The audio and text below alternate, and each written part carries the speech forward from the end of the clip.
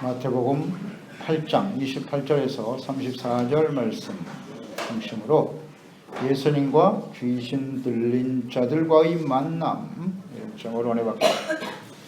1960년대에 인도네시아의 부흥의 역사를 기록한 책 급하고 강한 바람처럼이라는 책이 있습니다. 그 저자가 멜 테리라고 하는 사람인데 사도행전의 이 성령의 역사가 인도네시아에 그대로 재현되어지는 그런 일에 쓰여받았던 사람이 바로 멜 테리죠. 그 책을 읽으면서 마음속에 엄청난 충격과 감동을 받고 했었는데요. 그 책에 보면은 이런 내용이 있습니다. 그 멜 테리와 전도팀이 어떤 마을에 복음을 전하러 갔을 때 그들은 토착신을 믿고 있었습니다. 그 제사장이 나와서 말을 합니다. 만일 우리에게 당신들이 전하는 예수신을 바르게 전하고 싶다면 당신들이 전하는 예수가 우리가 섬기는 신보다 강하다는 것을 증명해 보이시오 라고 말합니다. 그때 이 전도팀은 하나님께 기도를 드립니다. 기도 드린 후에 제사장에게 말하죠. 이 마을에 사는 모든 사람들을 불러 모아주시오. 사람들을 다 불러 모았습니다. 누가 참 하나님이신가를 이들 앞에서 증거하게 될 것이요. 이렇게 전합니다. 이것은 곧 갈멜산에서 엘리야와 우상을 섬기는 선지자들이 싸움을 벌이는 그런 내용과 동일한 상황이 벌어졌어요. 담대하게 외칩니다. 다 모여라. 그리고 하나님 앞에 이들이 기도하기 시작합니다. 기도하면서 예수 그리스도의 이름을 의지하고 주님의 이름으로 명하노니 이곳에 있는 모든 사탄 마귀는 떠나갈지어다. 그리고 선포해 버렸어요. 기도하면서. 그리고 시간이 좀 흐르니까 그 마을에 그 신을 섬기는 제사장, 우두머리 되는 제사장이 한참 있더니 깜짝 놀라 찾아옵니다. 전도팀 앞에 나와서 선생님들, 여러분들이요, 나는 이제 당신이 전하는 예수를 믿을 것이요 하면서 선포하게 됩니다. 사람들이 물었습니다. 왜 갑작스럽게 그런 말을 하는 것입니까? 사람들이 이유를 물었어요. 그랬더니 그가 말하기를 나는 지금까지 내가 섬기고 살아온 그 신의 제사장으로서 그 신들과 끊임없이 대화를 하면서 살아왔어. 그런데 오늘 저 사람들이 예수의 이름으로 우리가 섬기는 신을 명하여 떠나가라고 할 때 내가 섬기던 그 큰 신에서부터 작은 신까지 모두가 다 말하기를 예수가 더 이상 우리를 이곳에 머무르는 것을 원치 않으니 다 이곳에서 떠나갑시다. 그러면서 순간적으로 다 떠나가 버리더라는 거예요. 달아나 버렸다는 거예요. 그래서 그걸 보면서 야, 저들이 전하는 예수가 진짜 신이구나. 그래서 그 예수님을 믿어야 되겠다라고 고백을 하게 되었다는 거죠. 그래서 그 동네 전체가 이 일로 인해서 다 예수님을 믿는 역사가 일어났더라. 그런 내용이 기록되어 있습니다. 이렇게 일어난 인도네시아의 부흥, 이 부흥의 영향으로 인도네시아는 거의 90%가 다 이슬람이죠. 근데 기독교인들이 한 5% 됩니다. 인도네시아 인구가 세계 4위예요. 4위. 한 2억 7천 정도 되는데 그 중에 5%면은 한 1,400만 명 되죠. 크리스찬이. 지금도 크게 이 기독교회가 부흥하고 있는 곳이 인도네시아다. 그러니까 이런 역사들이 바로 예수님을 통해서 악한 귀신들이 소리치고 떠나갈 때 이런 부흥의 역사가 일어나더라는 거예요. 그 내용, 그 책의 내용을 보면 사도행전이 그대로 나타납니다. 막 귀신들뿐만 아니라 수많은 병든 사람이 그 자리에서 일어나고 죽은 사람까지도 일어나요. 예수의 이름으로. 그래서 이 엄청난 부흥의 역사가 일어나게 되었다는 것을 알 수 있습니다. 이처럼 예수님은 빛이세요. 빛이신 예수 그리스도가 임하시는 곳에는 이 어둠의 세력들이 자신들의 정체성을 드러내고 마는 겁니다. 그래서 이 사탄 마귀들이 예수님이 가는 곳에는 드러나고 또 쫓겨나게 되어 있습니다. 정체가 드러나고 쫓겨난다. 영국의 옥스퍼드 대학 교수였던 C.S. 로이스라고 하는 분이 그런 말을 했어요.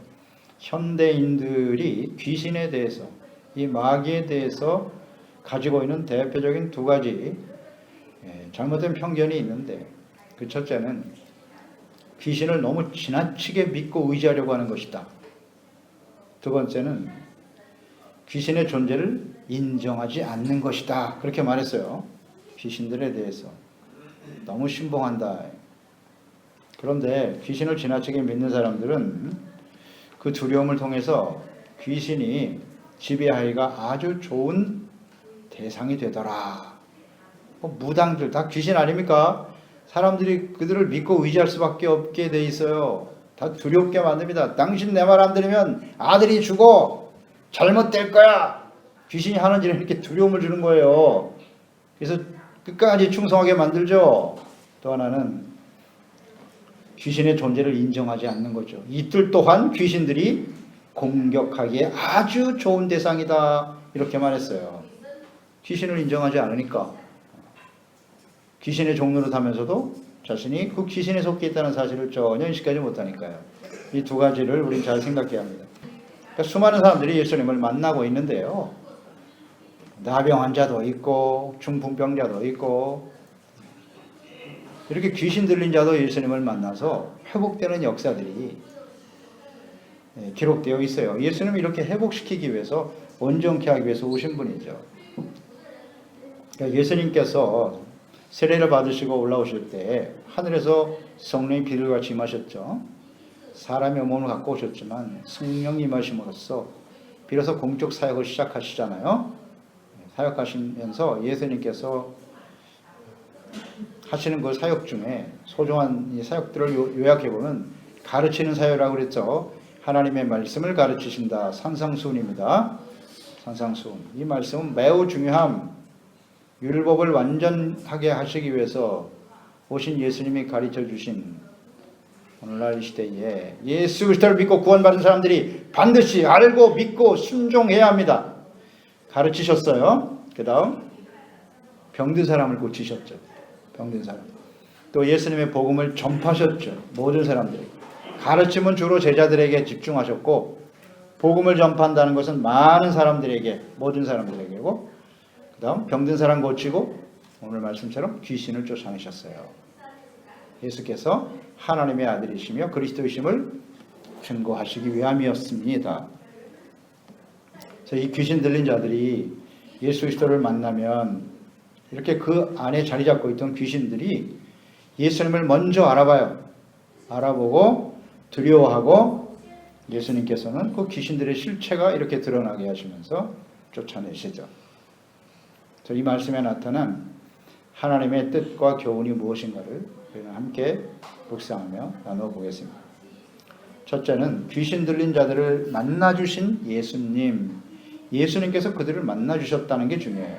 28절에 보면 또 예수께서 건너편 가다라 지방에 가시매 귀신 들린 자들이 무덤 사이에서 나와 예수를 만났다고요. 예수님을. 그들은 몹시 사나워 아무도 그 길로 지나갈 수 없을 지경이더라. 가다라 지방, 갈릴리 바다에서 약 10km 떨어진 지점에 위치한 곳이라고 해요. 이 가다라 지방에는 호수를 향한 가파른 언덕이 있고요. 그리고 그 주변에는 옛날부터 이 시대 때부터 이렇게 무덤이 많이 있었다 그래요. 고대로부터 내려오는 무덤이 있는 지역이라고 하네요. 그래서 이 무덤에 귀신 들려서 사람들로부터 버림받은 소외당한 이 귀신 들린 사람 둘이 거처로 사용된 곳으로 보여집니다. 그러니까 본문에는 귀신 들린 자가 2명이다 이렇게 나와 있죠. 2명이라고. 그런데 마가복음이나 누가복음에 보면 이 귀신 들린 사람 가운데 귀신 들린 사람이 1명이다. 한 사람에 대해서만 기록하고 있어요. 그 왜 서로 다르죠? 마가와 누가는 귀신 들린 사람 2사람 중에 두드러진 행동을 했던 한 사람, 그 한 사람에 주목하고 거기에 관심을 가지고 기록한 반면 마태는 분명 그곳에 2사람이 같은 장소에 있었다라고 증거하고 있습니다. 그럼 귀신 들린 자들이 무덤에 거하고 있었고 예수님께서 그곳을 가셨다고 그랬어요. 그곳을 지나시면서 그 귀신 들린 자들이 예수님을 만나게 되었더라. 예수님은 가시는 곳마다 이렇게 병든 사람들, 수많은 병든 사람들이 모여들었고요. 이렇게 귀신 들린 사람들이 데려와서 귀신을 쫓아내고 치료받는 역사가 일어났는데, 이 두 사람은 무덤 사이에서 완전히 소외되어 있어요. 버려진 사람이고 너무나 심하게 귀신 들려서 감히 사람들이 접근할 수 없는, 그래서 그들이 스스로는 예수님께 나올 수 없는 상태에 있는 사람들이었죠. 그런데 예수님께서 그들을 찾아가셨다. 그러니까 예수님이 아니면 이들은 가시지 않았다면 만날 수 없는 사람이었다, 이렇게 보여집니다. 그러니까 예수님께서 이렇게 수많은 사람 병 고쳐주시고 기사와 이적을 많이 행하셨는데요. 그때 예수님께서 우리가 선행전서를 보았죠.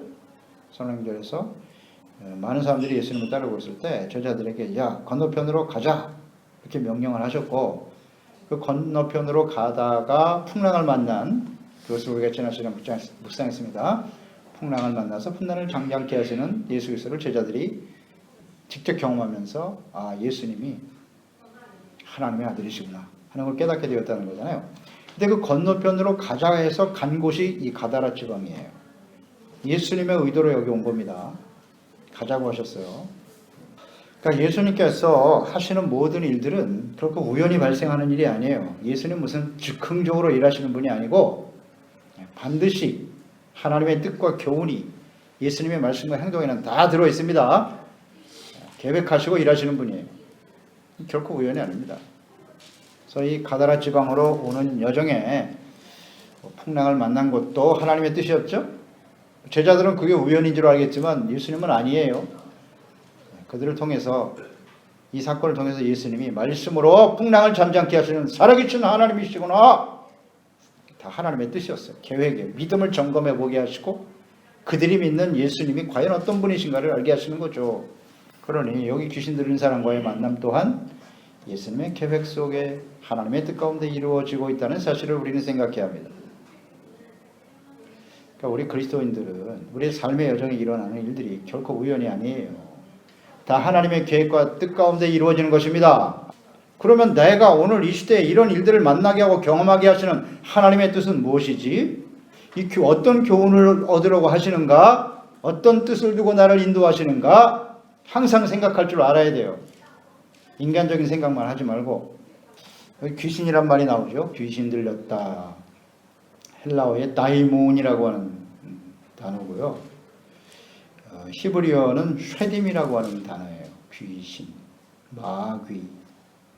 악한 영이라는 뜻이에요. 악한 영. 구약 성경에 보면 마귀, 귀신에 대한 이 단어가 자주 언급되어 있지는 않고요.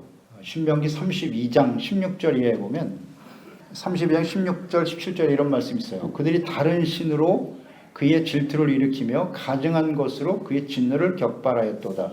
그들은 하나님께 제사하지 아니하고 귀신들에게 하였으니 곧 그들이 알지 못하던 신들, 근래에 들어온 새로운 신들, 너희의 조상들이 두려워하지 아니한 것들이로다. 귀신이라는 단어가 나오거든요. 근데 지금 우리가 새로운 개역 개정에는 이게 귀신으로 번역이 되어 있는데, 우리가 이전에 있었던 한글 개역 성경에 보면 이게 마귀로 되어 있어요. 번역이 마귀로 되어 있었는데 개역 개정은 이걸 귀신이라고 번역했어요. 그 히브리의 단어는 쉐딤이에요. 쉐딤. 이 쉐딤이라고 하는 말은 반신 반인, 반은 신이고 반은 인간인이라는 의미를 가진 아수르의 신이었어요. 아수르의 신 쉐두에서 유래된 말인데, 그래서 귀신, 마귀로 번역하는데요. 구약 성경의 이 귀신은 다른 신을 의미해요. 우상들을 지칭하는 말로 주로 사용되었습니다. 신약 성경에서는 이 마귀가 악한 영, 그러니까 사람들이 하나님의 말씀을 듣지 못하게 하고 죄를 짓게 만들고 사람들을 육체의 욕심을 따라 범죄하게 만들고 하나님의 진노 앞에 서게 하는 거예요. 이 역할을 하는 것이 마귀다. 악한 영들, 이렇게 기록하고 있어요. 그래서 이 귀신들이라고 하는 것은 이처럼 악한 영이란 말이에요. 사탄, 마귀 같은 의미로 우리가 볼 때 이것은 영적인 존재들이에요. 하나님의 영으로 창조되었으나 영이신 하나님과 단절되어진 사람들에게 들어가서 인격과 마음과 육체와 삶을 지배하기도 하는데 이것을 우리는 귀신들이다라고 말하는 거예요. 귀신이 영입니다. 사람은 영으로 지음받았어요. 동물하고는 달라요. 하나님의 영으로 지음받았는데 이 영이 죄로 인해서 죽었잖아요.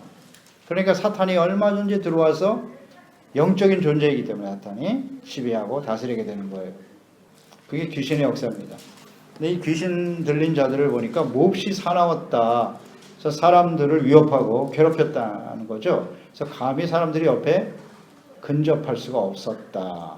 그러니까 이런 상태가 돼버리면 스스로의 힘으로는 도저히 이제 극복할 수 없게 되는 거예요. 귀신한테 잡혀버리면 자기 의지가 없어지는 거예요. 귀신한테 딱 잡히기 때문에. 이것을 우리를 귀신 들렸다 그러는 거예요. 귀신 들렸다. 정상적인 생활이 불가능하죠. 누구의 말도 듣지 않아요. 그냥 사탄이 시키는 대로 내 안에서 귀신이 시키는 대로 말하고 그러니까 자꾸 이상한 말 하는 거예요. 이렇게. 이런 일들을 당하게 되죠.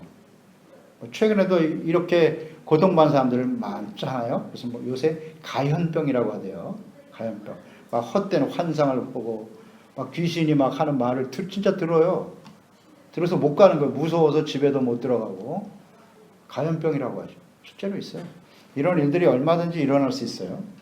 그러니까 이런 절망적인 사람들을 귀신들로부터 자유롭게 하시기 위해서 자유를 얻게 하시려고 예수님께서 그곳으로 가신 거예요. 그래서 그들을 만나주시고 찾아주셨다는 거죠. 그러면 예수님을 만난 이 귀신 들린 자들의 반응을 볼까요? 29절에 이에 그들이 소리질러 이르되 하나님의 아들이요 우리가 당신과 무슨 상관이 있나이까? 때가 이르기 전에 우리를 괴롭게 하려고 여기 오셨나이까? 귀신들이 예수님을 만났을 때 예수님을 보고 뭐라고 그랬어요? 하나님의 아들이요. 귀신들이 귀신같이 알아보잖아요. 예수님을. 이렇게 고백합니다. 예수님께서 하나님의 아들이심을 알았다. 당시 예수님이 사역하실 때 보세요. 이스라엘 사람들, 유대인들, 특히 제사장, 서기관, 장로들 누구보다도 율법을 알고 계시와 예언의 말씀을 알아 그리스도를 메시아를 기다리고 있었던 그들은 예수님을 하나님의 아들이라고 고백했습니까? 아니요. 그런데 귀신들은 안 해요. 예수님이 하나님의 아들이라고. 이처럼 빛이신 예수님께서 나타나시면 흑암의 권세인 이 마귀들이 정체를 드러내는 거예요. 귀신들이 스스로 드러나버려요. 예수님 앞에서. 예수님이 물은 것도 아니에요. 본인들이 나와서 예수님이 자기 백성들에게는 아무리 하나님의 아들이라고 외쳐도 안 믿는데 귀신들은 즉시 알아보네요. 그냥. 우리가 당신과 무슨 상관이 있습니까? 이런 말을 했어요. 귀신들은 하나님의 아들 예수님께서 어떤 목적을 가지고 이 땅에 오셨는가를 알고 있다는 겁니다. 예수님이 하나님의 아들로 이 땅에 오셔서 누구를? 하나님의 택한 하나님의 백성들, 사람들을 구원하기 위해서 오셨다는 거예요. 사람들을. 예수님이 사람들을 구원하러 오셨는데 왜? 우리와 무슨 상관이 있어서 여기에 오셨나이까? 이렇게 말하는 거예요. 사람을 구원하시지 우리하고는 상관이 없죠 라는 말인데요. 그러니까 예수님께서 타락한 이런 천사와 무슨 천사인 마귀, 귀신 그들을 구원하러 오신 건 아니잖아요. 사람을 구원하러 오셨죠. 이런 말을 지금 하고 있는 거예요. 사람들을 구원하기 위해서 오신 예수 그리스도 하나님의 아들이심을 증거하고 있네요. 인정하고 있습니다. 하나님의 아들이시다. 그런데 오늘 이 귀신의 고백과 말 속에서 우리가 묵상하고 깨닫는 바는 오늘날 신자들 중에서 하나님을 믿는 자들 중에서 이 귀신과 같은 이런 신앙을 가진 사람들도 있다는 사실. 예수님이 하나님의 아들이라고 고백합니다. 예수님이 나의 주님이라고 고백해요. 신앙 고백도 합니다.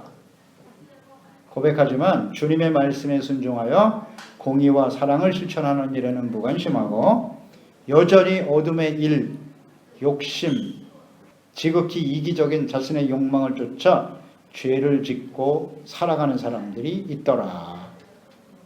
입술의 고백과 삶이 틀려요. 이게 귀신들과 같은 믿음이라고 야고보 사도는 그렇게 증거하고 있죠. 행함이 없는 믿음을 가진 귀신의 믿음이다. 야고보서 2장 19절로 20절에 보면 내가 하나님은 한 분이신 줄 믿느냐? 저라는도다. 귀신들도 믿고 떠느니라. 귀신도 이걸 안다는 거예요. 이어 허탄한 사람아, 행함이 없는 믿음이 헛것인 줄을 알고자 하느냐? 그랬습니다. 예수님이 한 분이요, 예수님이 하나님의 아들이라 고백하지만 행함이 없는 믿음이다. 하나님을 알고 주님을 믿는다고 하는 사람들이 하나님의 말씀을 순종하지 않아? 그건 헛된 믿음이다. 때가 이르기 전에 우리를 괴롭게 하려고 여기 오셨습니까? 귀신들이 이런 말을 했어요. 그러니까 이 말씀 속에는 언젠가는 자신들의 활동이 끝나고 무적행 속에 영원한 불못에 던져줄 것을 알고 있었고 아직은 그때가 아니다. 뭐 이렇게 멀게 볼 것도 없고요. 예수님께서 십자가를 지시고 죽으시고 부활하실 때 모든 사탄의 권세를 깨트리는 겁니다. 예수님이 십자가 지는 순간 마귀들이 떠나가게 되고 하나님의 나라가 임하게 되는 거예요. 그래서 이 귀신들이 말하는 때가 이르기 전에 이 때라고 하는 것은 십자가를 의미하는 것이고 또 궁극적으로는 예수 그리스도의 재림과 요한계시록에 말씀하신 대로 무적행 속에 악한 마귀를 집어넣고 멸하실 것이라는 말씀과 연결이 되어 있어. 그래서 계시록 20장 1절로 3절에 보면 또 내가 봄에 천사가 무적행의 열쇠와 큰 쇠사슬을 그의 손에 가지고 하늘로부터 내려와서 용을 잡으니 곧 옛 뱀이요 마귀요 사탄이라 잡아서 1000년 동안 결박하며 무적행에 던져놓고 잠그고 그 위에 인봉하여 1000년이 차도록 다시는 만국을 미혹하지 못하게 하더라. 이 말씀이 곧 이 때를 의미하는 거예요. 사탄들이 잘 알아요. 자신들이 때가 언제까지인가. 근데 왜 예수님 지금 우리에게 오셨나요? 그런 얘기라고요. 이 사탄들이 다 알고 있어요. 알고 있어. 아직은 자기들이 사람들을 미혹하고 멸망의 길로 이끌어갈 수 있는 아직 자기들의 시간이라는 거예요. 아직은 예수님이 십자가 지기 전에는 예수님이 재림하시기 전까지는 자기들의 시간이다. 하나님이 허용하신 시간이라는 거죠. 근데 왜 예수님이 지금 오셨습니까? 우리를 쫓아내려고 하십니까? 이런 말이에요. 30절 이하 32절까지 말씀이 나와 있죠. 마침 멀리서 많은 돼지 떼가 먹고 있는지라 귀신들이 예수께 간과하여 이르되 만일 우리를 쫓아내시려면 돼지 떼에 들여보내 주소서. 그들에게 가라 하시니 귀신들이 나와 돼지에게로 들어가는지라 온 떼가 빗달로 내리다라 바다에 들어가서 물에서 몰사하거늘. 이 귀신 들린 자들이 자신들을 돼지 떼에 들어가기를 예수님께 요청했어요. 예수님이 오시면 자기들이 그곳을 떠날 수밖에 없다는 사실을 알고 있어요. 그래서 돼지에게로 들어가게 해달라.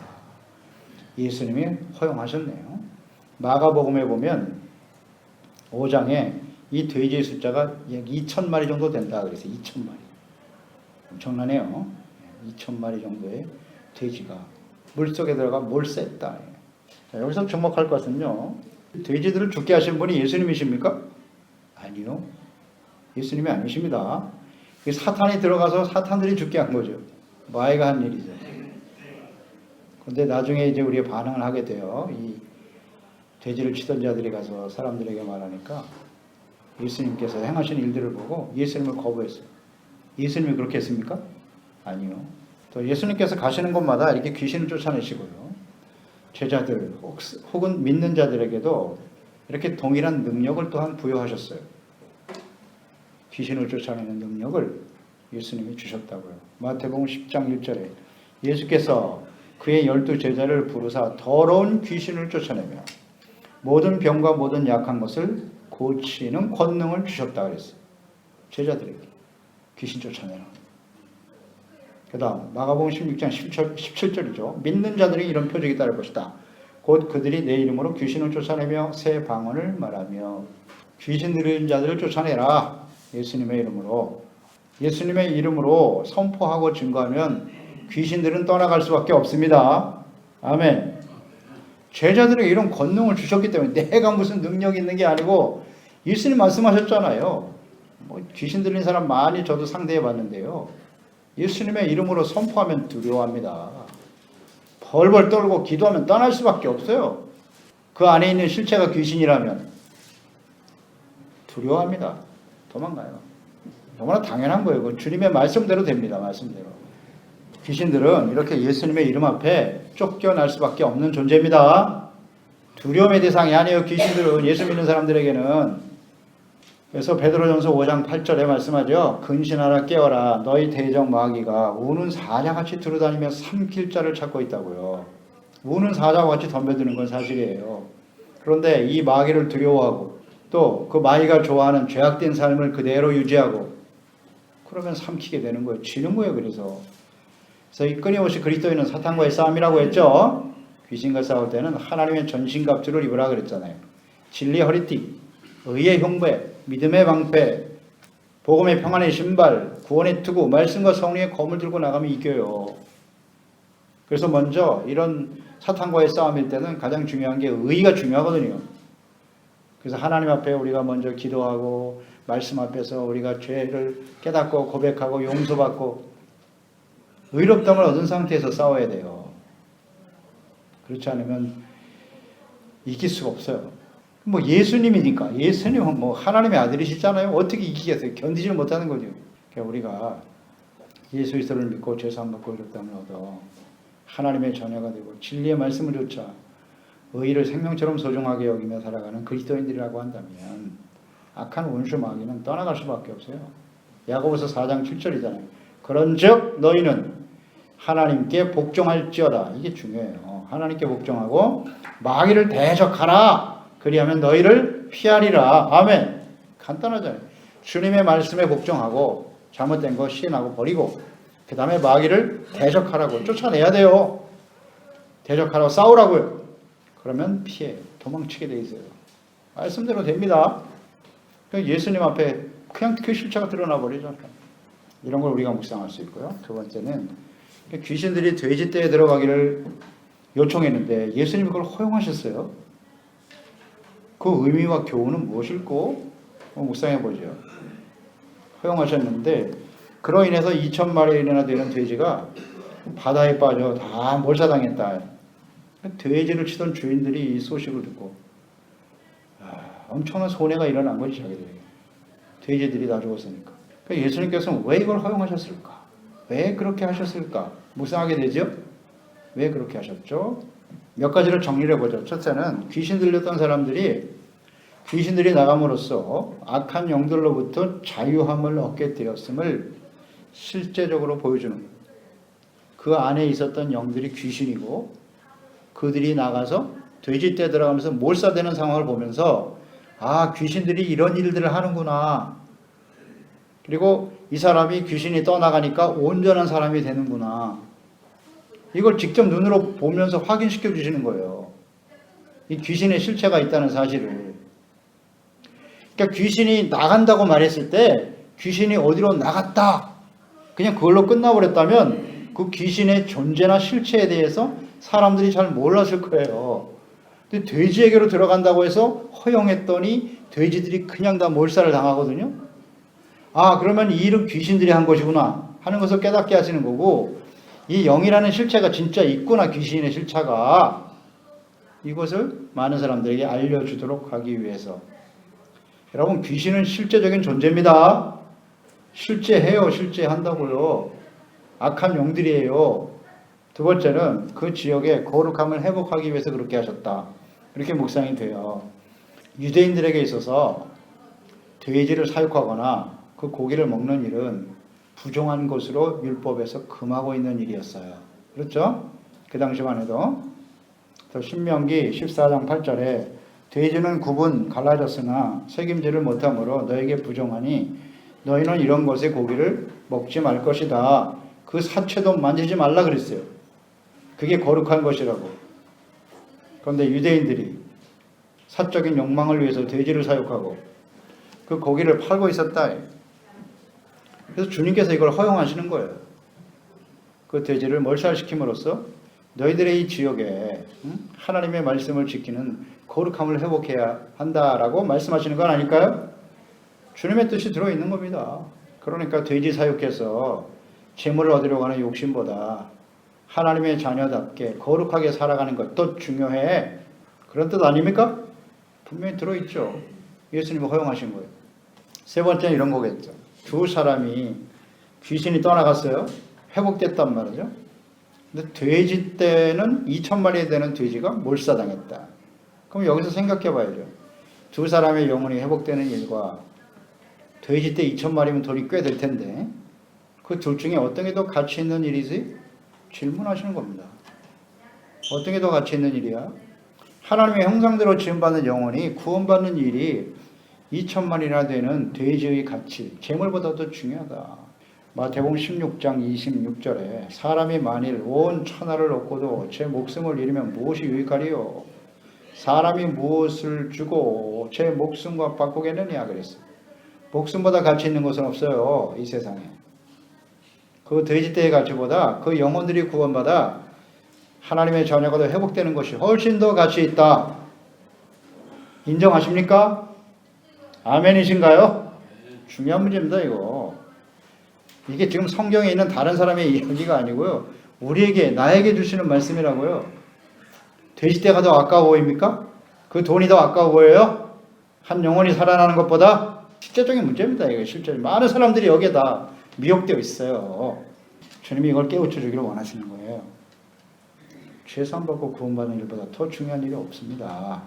그런데 그 하나님의 아들 예수님께서 우리를 나 같은 정말 형편없는 인생 아닙니까? 나 한 사람을 구원하기 위해서 죄 없으신 하나님의 아들을 십자가에 못 박으셨다고요. 어마어마한 사랑과 은혜가 우리 가운데 임한 것입니다. 그 대가가 얼마나 소중한지요. 돼지 2,000마리가 문제가 아니라 죄 없으신 하나님의 아들이 죽으셨다고요. 십자가에. 그러니 우리가 얼마나 귀한 존재인가를 생각해 보세요. 구원의 가치가 얼마나 소중한가. 한 영혼이 구원받는 것이 얼마나 가치 있고 소중한 일인가. 그 돈 몇 푼 때문에 크게 아까워서 예수 그리스도를 믿고 구원받고 주님을 섬기는 삶을 포기합니까? 마지막 네 번째 이런 걸 거예요. 돼지 사육으로 재물을 취하려고 하는 욕심, 이것을 빨리 버리고 이렇게 두 사람이 회복되는 것처럼 영혼들이 구원받아 생명을 얻는 예수 그리스도를 믿고 구원받는 일에 더욱 힘쓰는 사람들이 되라. 누구에게요? 저는 제자들을 생각했어요. 예수님의 초점은 언제나 제자들에게 맞춰져 있어요. 제자들 중에도 가룟 유다 같은 사람은 도둑이라고 그랬잖아요. 도둑. 그래서 막달라 마리아가 나드 한 근을 가져다가 200데나리온 되는 가치가 있는 그 향을 예수님의 발에 부었을 때 얼마나 야단쳤습니까? 그 아까운 거를 그냥 그렇게 버리다니 그 돈으로 가난한 사람을 나눠주지. 그런데 그는 도둑이라 그 괴를 맡은 자라 돈이 들어오면 훔쳐가는 자라 그랬어요. 그리고 예수님의 제자들은 마지막 순간까지도 예수님이 이 나라의 왕이 되시면 누가 더 높은 자가 될 것인가 맨날 이거 가지고 싸우고 있었다. 예수님을 통해서 자신들이 출세하고 성공하고 더 많은 재물을 얻으려고 하는 욕심을 가지고 예수님을 따라다녔다고요. 예수님이 이걸 모르실까요? 다 알죠. 제자들에게 보여주시는 거야. 니네들이 생각할 때. 아마 그 제자들은 그 모습을 보면서 2,000마리의 돼지떼를 돈 계산하고 있었을지도 몰라요. 이야, 저 돈이 얼마인데 저게. 저는 제자들이 묵상했잖아요. 왜 일을 하셨는데. 너희들 잘 생각해봐. 너희들을 통해서 수많은 사람들이 귀신이 떠나가고 영혼이 구원받는 게 중요하니 아니면 2,000마리의 돼지떼의 값이 더 중요하니. 지금 우리에게 던지는 말씀이에요. 그래서 주님께서 이걸 허용하신 거라고. 들어가기를 허용하셨어요. 이렇게 묵상이 됩니다.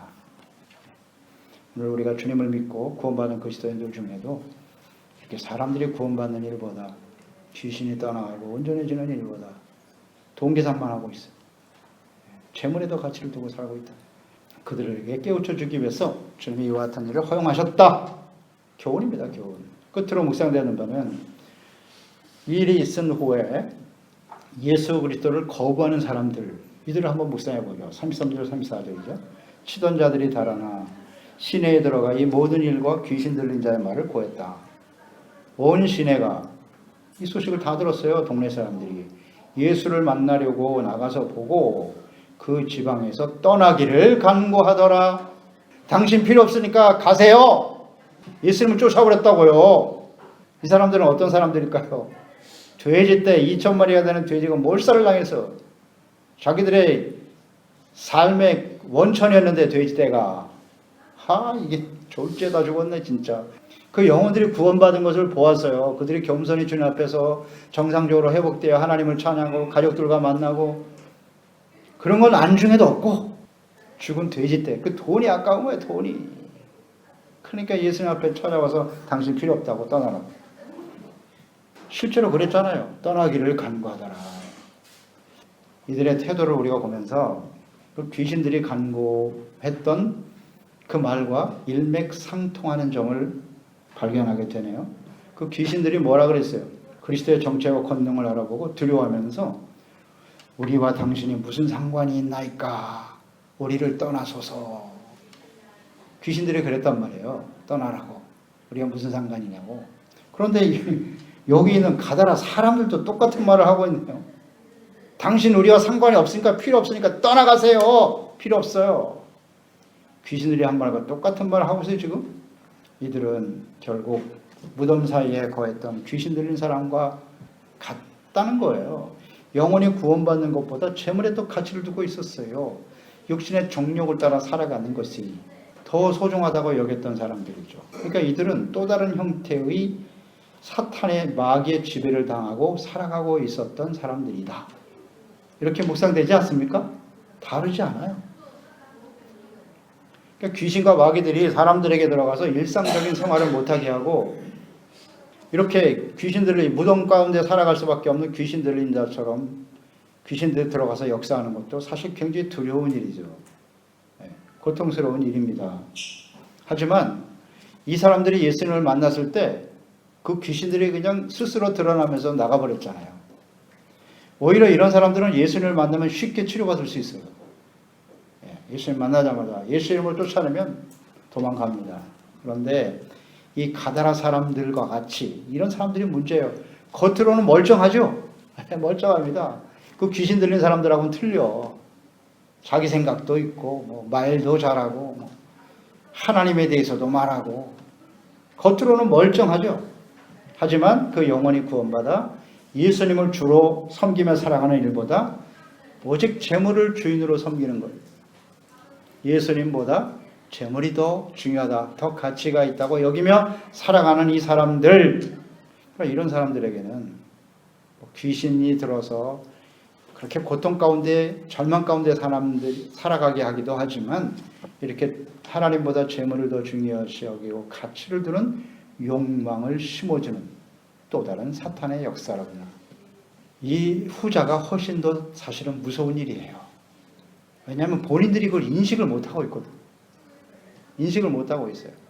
끊임없이 욕심을 심어주고 재물에 더 가치를 두고 살아가는 걸 너무나 당연한 것처럼 여기는 거예요. 자기가 지금 사탄의 영향을 받고 있다는 사실을 전혀 인식하지 못하는, 이게 사실 더 어려워요. 극복하기도 어렵고 쉽지 않아요. 그 정체를 알면 쫓아내면 되거든요. 쫓아내면 되는데 그걸 전부 정당화시키고 합리화시키고 너무나 당연하다고 여기고 그러니까 떠나질 않잖아요. 마귀를 대적하라고 했지 않습니까? 물리치라고. 그러면 나가요. 근데 자꾸 내 안에 키우잖아요. 그래서 사탄의 종로로 타는 사람들이 오늘날 얼마나 많을까. 우리는 그런 사람은 아닌가 생각해 봐야 합니다. 그래서 마태복음 산상수훈이죠. 6장 24절 말씀을 묵상하게 돼요. 한 사람이 두 주인을 섬기지 못할 것이니 혹 이를 미워하거나 저를 사랑하거나 혹 이를 중히 여기고 저를 경히 여김이라. 너희가 하나님과